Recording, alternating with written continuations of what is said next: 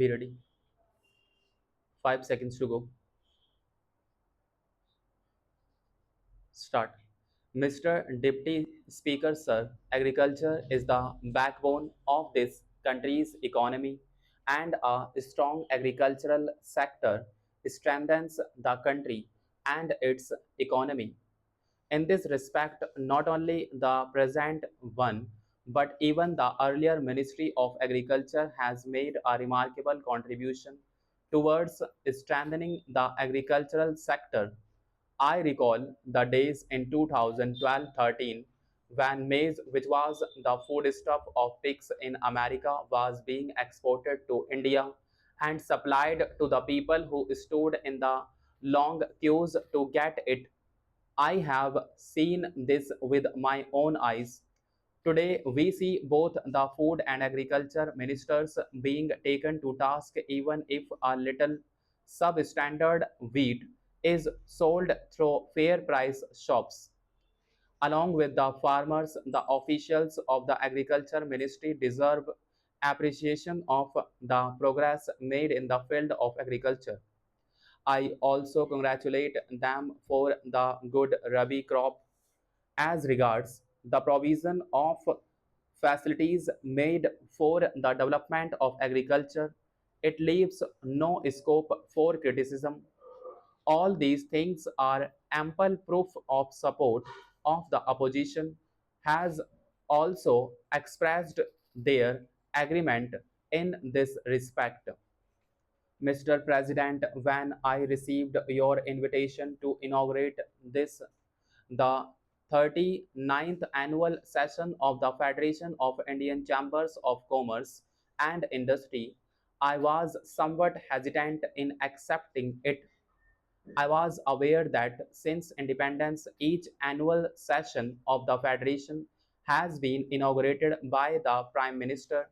This, in fact, was the main reason for my reluctance. These annual meetings are beginning to become almost a ritual, and I am not much of a believer in rituals. I am also not happy about the tendency to turn to the Prime Minister to inaugurate every function of importance and to consider that a function which is not inaugurated by the Prime Minister is only of second rate importance.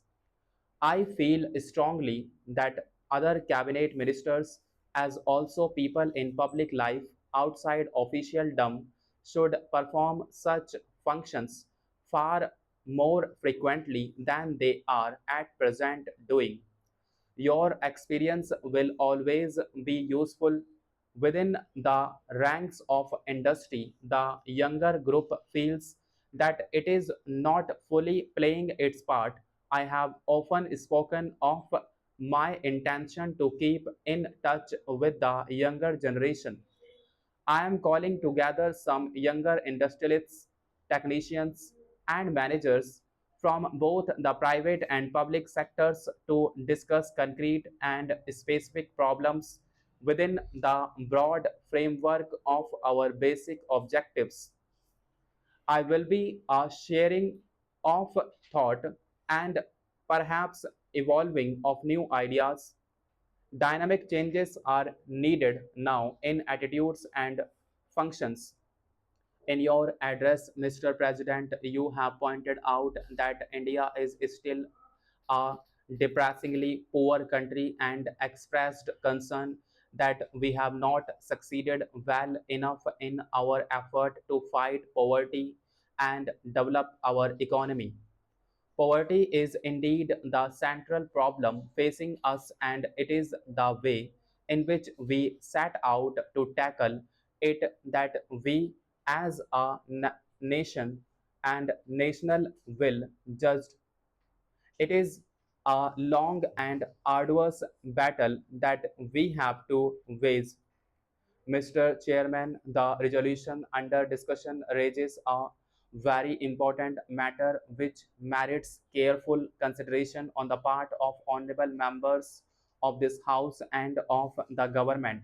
Questions will be asked and have been asked as to where is the necessity of nationalizing commercial banks. What is wrong with our banks today? Banks accept deposits from the poor as well as the rich. They support and enrich the economic activities of the nation. And what is wrong with them? Some time ago, there was a series of bank failures in West Bengal, culminating in the failure of the Lakshmi Bank and the Birla Bank. Maybe when such things occur, doubts arise in our minds as to whether the ordinary man who deposits in the bank is really safe, whether we have sufficient guarantees for the safe working of the banking system. But then the answer is that we have tightened the provisions of the Banking Companies Act and given more and more control to the Reserve Bank, and therefore the Reserve Bank is in a position today not only to insist upon all sorts of safeguards for the flotation of banks but also for the conducting of banks. I am indeed happy to be here to attend the first regional conference on access to legal aid. I believe that making legal aid accessible to people in need is the cornerstone of any modern state. It plays a crucial role in shaping a social order which is equitable, just, and worthy of trust. With participation of 69 Africa, Asia, Pacific countries of the Global South in this conference, this event is a significant milestone in our collective pursuit of justice and equality.